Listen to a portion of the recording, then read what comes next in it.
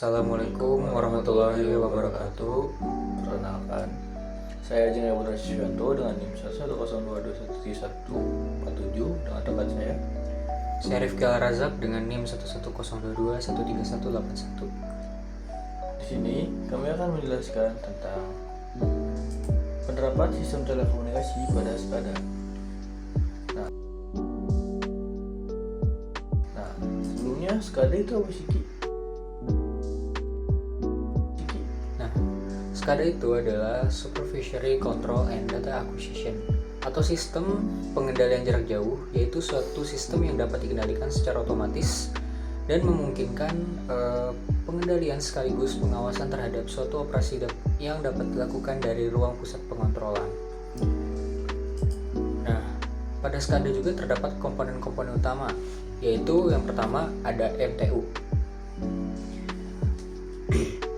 Nah, MTU itu adalah Master Terminal Unit, salah satu komponen utama dalam sistem SCADA yang berfungsi sebagai pusat pengendalian dan pengolahan data.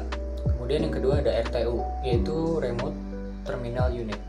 Nah, yang Remote Terminal Unit ini adalah perangkat keras utama dalam sistem SCADA yang bertugas untuk menghubungkan perangkat di lapangan seperti sensor, aktuator, dan alat-alat lapangan lainnya. Kemudian ada HMI, yaitu Human Machine Interface, salah satu komponen utama dalam sistem SCADA yang berfungsi sebagai antarmuka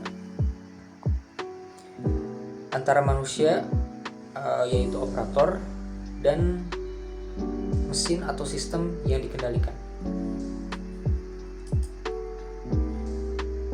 Kalau SCADA itu biasanya digunain untuk apa sih dalam pengaplikasian di dunia nyata?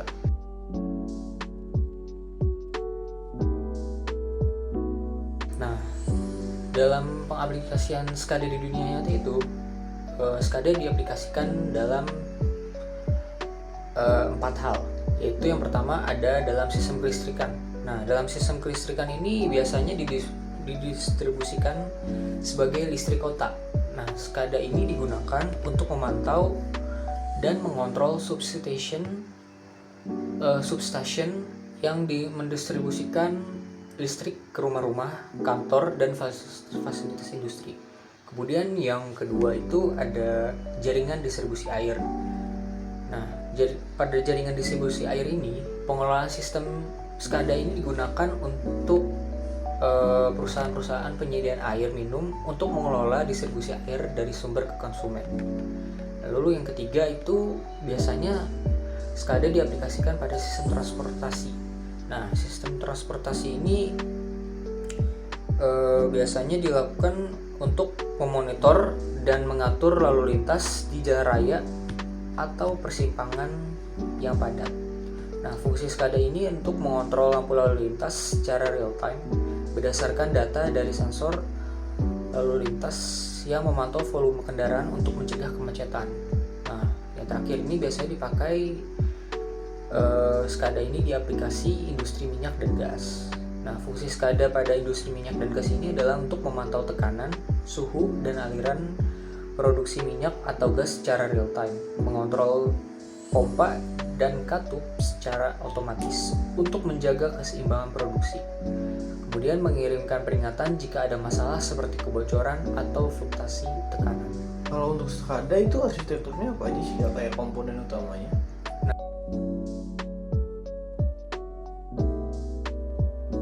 Nah, di sini bisa kita lihat dari gambar yang akan saya tampilkan. Nah, di bagian pertama ini ada field layer. Nah, field layer ini yang pertama itu ada komponen utama, terdiri dari sensor. Sensor ini untuk mengukur variabel fisik seperti suhu, yaitu termometer, kemudian tekanan, kemudian kelembapan, level cairan atau aliran. Kemudian ada aktuator. Nah, aktuator ini adalah komponen yang bertugas untuk mengontrol peralatan lapangan seperti pompa, katup, atau motor. Nah, fungsi dari komponen utama ini adalah yaitu untuk mengumpulkan data dari lingkungan fisik dan mengirimkan sinyal ke lapisan kontrol lokal. Kemudian melakukan tindakan fisik berdasarkan instruksi yang diterima, misalnya membuka katup atau memutar kipas. Nah, kemudian ada ada media koneksi, yaitu electrical wiring and field bus. Sistem kabel atau protokol field bus yang menghubungkan sensor dan aktuator dengan kontrol lokal. Nah, yang kedua ini ada local control layer. Nah, komponen utama pada local control layer ini yang pertama itu ada PLC atau Programmable Logic Controller, yaitu tugasnya untuk mengontrol operasi otomatis berdasarkan logika pemrograman dan menerima data dari sensor. Kemudian ada RTU, yaitu Remote Terminal Unit. Tugas dari RTU ini adalah untuk mengumpulkan data dari PLC atau sensor dan mengirimkannya ke lapisan supervisory. RTU juga dapat menerima instruksi dari lapisan supervisory untuk mengendalikan perangkat lapangan. Nah, lalu yang ketiga ini ada HMI atau Human Machine Interface, yaitu bertugas untuk antarmuka yang memungkinkan operator untuk memonitor dan mengontrol sistem secara lokal. Nah, teknologi yang dipakai pada local control layer ini adalah protokol komunikasi seperti Profinet yang menghubungkan PLC, RTU, dan HMI untuk memastikan pertukaran data yang andal. Nah, fungsinya itu adalah untuk memproses data yang diterima dari sensor atau aktuator dan memberikan kontrol otomatis di tingkat lokal yang menyediakan antarmuka bagi operator untuk memonitor dan mengontrol sistem. Nah, yang ketiga ini ada communication layer. Komponen utama pada communication layer itu ada GPRS, internet, radio, dan satelit. Nah, tugasnya itu untuk mentransmisi data dari jarak jauh. Lalu kemudian ada OPC, yaitu Only for Process Control. Nah, protokol komunikasi berbasis standar untuk integrasi data dari berbagai perangkat. Kemudian ada VPN, Virtual Private Network. Nah, tugas dari VPN ini untuk mengamankan transmisi data melalui jaringan yang publik. Kemudian ada modem. Nah, tugas dari modem ini untuk menghubungkan lapisan komunikasi dengan lapisan supervisory menggunakan jaringan kabel atau nirkabel. Nah, fungsinya itu adalah untuk menghubungkan lapisan kontrol lokal dari PLC atau RTU dengan pusat kendali supervisory melalui berbagai teknologi komunikasi. Kemudian menjamin data dapat ditransfer dengan aman dan andal melalui medium komunikasi yang tersedia. Nah, media koneksi di sini menggunakan wire or wireless. Nah, dari sini data dapat ditransmisikan melalui koneksi kabel seperti optik, internet, atau nirkabel. Nah, nirkabel itu sendiri terdiri dari radio, satelit, dan GPRS. Nah, kemudian ada supervisory layer. Nah, komponen dari supervisory layer ini yang pertama itu ada SCADA software. Nah, tugas dari SCADA software ini untuk memantau, menganalisis, dan mengontrol operasi sistem secara keseluruhan. Lalu ada database bertugas untuk menyimpan data historis dan real time untuk analisis lebih lanjut. Kemudian ada modem yang menyediakan koneksi dengan lapisan komunikasi untuk menerima data dari RTU atau PLC atau mengirimkan instruksi.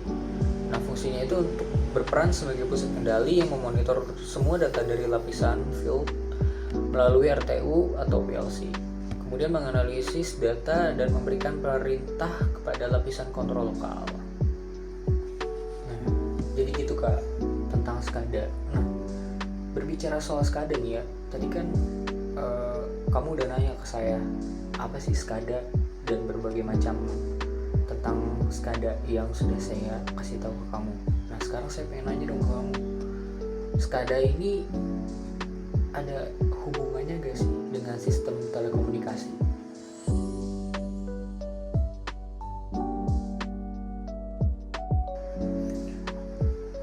Untuk telekomunikasi secara garis besar itu dapat diartikan sebagai komunikasi jarak jauh antara RTU dengan master station yang merupakan media untuk saling bertukar informasi komunikasi data digunakan untuk sistem SCADA. Nah, komunikasi data tersebut menggunakan media komputer yang diteruskan menjadi transmisi elektronik. Nah, di sini SCADA memanfaatkan teknologi telekomunikasi tersebut untuk pengumpulan data secara real time dari RTU, pengiriman perintah kendali dari MTU ke RTU, dan juga komunikasi antar node dalam jaringan SCADA. Dalam penggunaannya, jenis saluran telekomunikasi pada SCADA itu ada dua, yaitu yang pertama dari kabel seperti fiber optik dan internet, dan yang kedua ada nirkabel seperti microwave, radio, satelit, dan LTE. Oh, berarti SCADA dengan sistem telekomunikasi itu ada kaitannya ya, Kak? Oh iya betul. Nah, selain itu, di sini ada sistem transmisi digital juga di dalam SCADA. Nah, sistem transmisi digital adalah suatu metode atau teknologi yang digunakan untuk mentransmisikan data dalam bentuk sinyal digital melalui berbagai media transmisi seperti yang tadi sudah disebutin, seperti kabel, yaitu ada tembaga, serat optik, dan juga ada nirkabel seperti gelombang radio atau satelit. Dalam sistem ini, data yang awalnya bisa dari bentuk analog itu akan diubah menjadi sinyal digital, yaitu representasi dari biner yang menggunakan bilangan 0 dan 1 sehingga lebih tahan dari gangguan noise dan juga memungkinkan efisiensi serta kecepatan yang lebih tinggi dibandingkan dengan transmisi analog. Nah, di transmisi digital dalam SCADA juga itu ada beberapa proses. Yang pertama itu ada analog to digital converter atau yang biasa kita kenal dengan ADC. Nah, SCADA di sini sering mengandalkan data dari sensor yang menghasilkan sinyal analog. Untuk memproses sinyal tersebut dalam sinyal digital SCADA diperlukan proses konversi dari analog ke digital melalui ADC. Nah, di dalam proses ADC dalam SCADA itu ada tiga proses, yaitu ada sampling seperti mengambil data pada interval waktu tertentu untuk mempresentasikan sinyal analog secara diskrit. Lalu ada kuantisasi, yaitu mengubah nilai amplitudo sinyal ke dalam bentuk diskrit dengan tingkat resolusi tertentu. Dan yang terakhir ada encoding, yaitu mengkonversi data diskrit menjadi sinyal digital agar dapat dikomunikasikan melalui jaringan SCADA. Salah satu contoh pengaplikasiannya itu adalah sinyal suhu dari sensor analog di dalam industri lalu diubah menjadi sinyal digital agar dapat dipantau oleh HMI. Nah, selanjutnya yaitu ada multiplexing. Di dalam sistem SCADA ini kan banyak tuh data dari berbagai RTU atau sensor di lapangan yang dikirimkan melalui jaringan yang sama. Nah, multiplexing ini memungkinkan untuk penggabungan data semua tersebut dari berbagai kanal dalam satu jalur komunikasi. Di sini ada dua tipe multiplexing. Yang pertama ada time division multiplexing atau TDM, yaitu membagi waktu menjadi slot untuk setiap kanal data. Dan yang kedua ada PCM, plus code modulation. Nah, itu digunakan untuk pengodian sinyal analog menjadi digital. Contohnya kayak data suhu, tekanan, atau aliran dari berbagai sensor yang selanjutnya akan digabungkan menjadi saluran komunikasi menggunakan TDM untuk efisiensi pada bandwidth. Yang ketiga ada transmisi digital. Nah, SCADA di sini kan menggunakan berbagai media transmisi digital untuk menggabungkan RTU, MTU, dan HMI. Nah, media ini memungkinkan komunikasi jarak jauh dengan kecepatannya dan keandalan yang sangat tinggi. Nah, jenis medianya itu ada fiber optik. Nah, fiber optik ini sangat cocok untuk komunikasi jarak jauh dengan kapasitas data tinggi namun dengan latensi yang rendah. Selanjutnya ada radio atau microwave. Nah, ini lebih cocok digunakan pada area yang sulit dijangkau kabel seperti fasilitas yang terpencil. Selanjutnya itu ada satelit yang dapat digunakan pada wilayah yang sangat-sangat terpencil sehingga platform minyak seperti pada platform minyak lepas pantai. Contohnya, data dari RTU di lokasi tambang yang dikirimkan ke MTU menggunakan komunikasi radio digital. Yang keempat, itu ada hierarki digital, PDH, dan SNH. PDH sendiri itu adalah Plesiosynchronous Digital Hierarchy dan SDH adalah Synchronous Digital Hierarchy. Kedua itu digunakan untuk transmisi data di jaringan SCADA, terutama pada sistem telekomunikasi backbone. PDH digunakan untuk mendukung pengiriman data berbasis TDM pada jaringan tradisional. Sedangkan SDH itu memungkinkan akses langsung ke kanal data tertentu tanpa perlu memultiplex semua data, sehingga hal tersebut lebih efisien. Contohnya, pada jaringan SCADA untuk perusahaan utilitas listrik menggunakan SDH untuk menghubungkan substation yang tersebar di area yang sangat luas. Oh, jadi gitu ya kak. Sistem SCADA ini berkaitan banget sama sistem telekomunikasi dan materi yang ada dalam sistem telekomunikasi. Contohnya kayak sistem transmisi digital tadi. Terus ada gak sih materi lainnya yang bersangkut paut dengan SCADA ini? Ada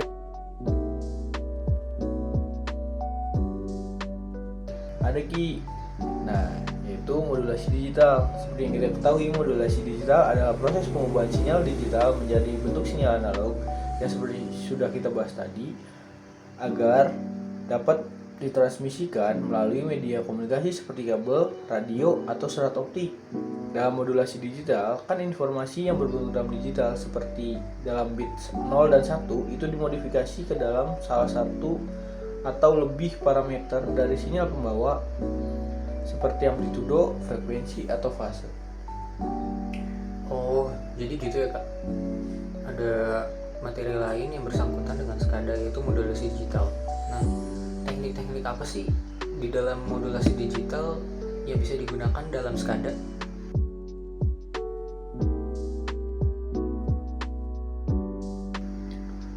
Di sini ada beberapa jenis dari modulasi digital yang dapat digunakan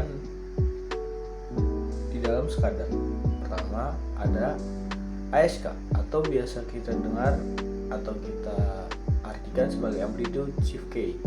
Nah, di sini dia memiliki prinsip kerja, yaitu mengubah amplitude sinyal pembawa sesuai dengan data digital. Nah, di sini ada kelebihan dan kekurangannya juga. Yang pertama, pada kelebihannya itu mudah diimplementasikan. Namun kekurangannya, dia itu rentan terhadap gangguan atau noise. Ciri-ciri dari ASK tersendiri adalah nilai 1 digital diwakili oleh sinyal pembawa dengan amplitude tertentu, dan nilai 0 digital diwakili oleh sinyal pembawa dengan amplitude lebih kecil atau 0. Yang kedua itu ada FSK. Nah, FSK itu adalah frekuensi shift keying. Nah, prinsip kerjanya mengubah frekuensi sinyal pembawa berdasarkan data digital. Di sini juga ada kelebihan dan kekurangan dalam pengaplikasiannya. Kelebihannya, dia lebih tahan terhadap noise dibanding ASK. Namun kekurangannya memerlukan bandwidth yang lebih besar.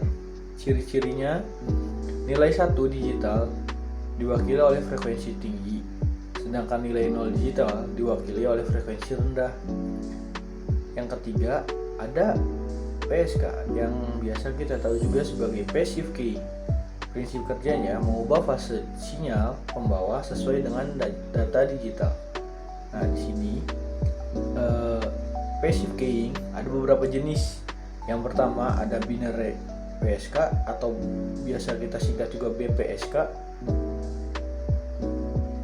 yang yaitu menggunakan dua fase berbeda untuk mempresentasikan 0 dan 1. Selanjutnya ada kuadratur PSK atau yang biasa kita kenal juga QPSK, yaitu menggunakan 4 fase berbeda untuk meningkatkan efisiensi. Yang ketiga ada M-Array PSK, yaitu menggunakan lebih banyak fase untuk mempresentasikan data dalam jumlah bit yang lebih besar. Di sini juga dia memiliki kelebihan dan kekurangan. Kelebihannya, dia itu lebih tahan terhadap noise, efisien dalam penggunaan daya. Sedangkan kekurangannya, dia memiliki implementasinya yang lebih kompleks dibandingkan dari ASK dan FSK tersebut. Di sini juga kita jika ingin meningkatkan efisiensi pada transmisi data, itu bisa menggunakan kombinasi beberapa teknik modulasi. Seperti contohnya adalah QAM. Nah, QAM tersebut itu dapat diartikan quadrature amplitude modulation, yaitu menggabungkan ASK dan PSK untuk mengkodekan lebih banyak data per simbol. Seperti itu Ki. Oh jadi gitu ya Kak. Oh ya, kan tadi di sistem transmisi digital ada aplikasiannya tuh di bidang-bidang industri. Nah, kalau buat modulasi digital ini ada gak sih pengaplikasiannya?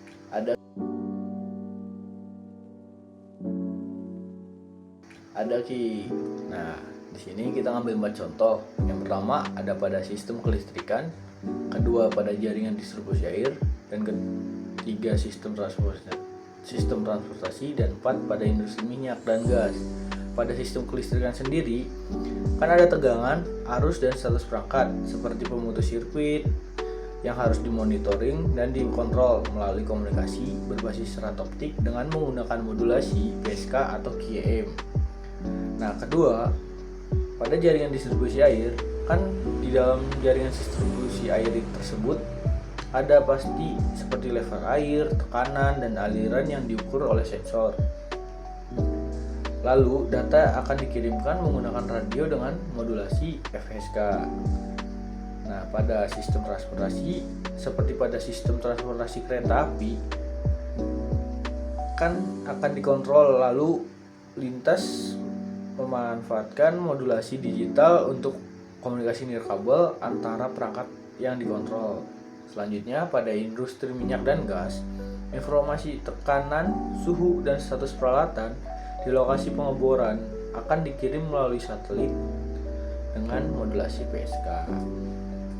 Oh, berarti dari SCADA yang udah kita jelasin ini bisa kita simpulin dong. Berarti SCADA itu supervisory control and data acquisition, yaitu untuk memanfaatkan sistem telekomunikasi yang modern untuk memastikan pengumpulan, pengiriman, dan pengendalian data secara real time dalam berbagai aplikasi industri. Nah, implementasi transmisi digital dalam SCADA melalui proses seperti sampling, kuantisasi, dan encoding. Nah, hal ini memungkinkan pengubahan sinyal analog dari sensor menjadi sinyal digital yang lebih andal dan efisien untuk ditransmisikan. Nah, teknologi multiplexing seperti TDM dan PCM itu untuk memfasilitasi penggabungan banyak kanal data dalam satu saluran komunikasi. Nah, sementara media transmisi seperti fiber optik, radio, dan satelit itu untuk mendukung pengiriman data ke lokasi terpencil dengan kecepatan tinggi dan keandalan yang tinggi. Nah, untuk modulasi digital sendiri yaitu termasuk ASK, FSK, dan QAM digunakan untuk memastikan efisiensi spektrum dan kualitas transmisi pada sistem komunikasi nirkabel yang sering digunakan pada SCADA. Nah, dengan integrasi ini, sistem telekomunikasi berperan sebagai tulang punggung yang memungkinkan SCADA berfungsi sebagai sistem yang efisien, aman, dan fleksibel dalam mendukung operasi industri modern. Nah, jadi gitu Kak, kesimpulan dari implementasi sistem telekomunikasi pada SCADA di industri. Baik, cukup sekian pembahasan dari kami tentang pengimplementasian sistem telekomunikasi pada industri. Kurang lebihnya mohon maaf. Wabillahi taufiq wal hidayah. Wassalamualaikum warahmatullahi wabarakatuh.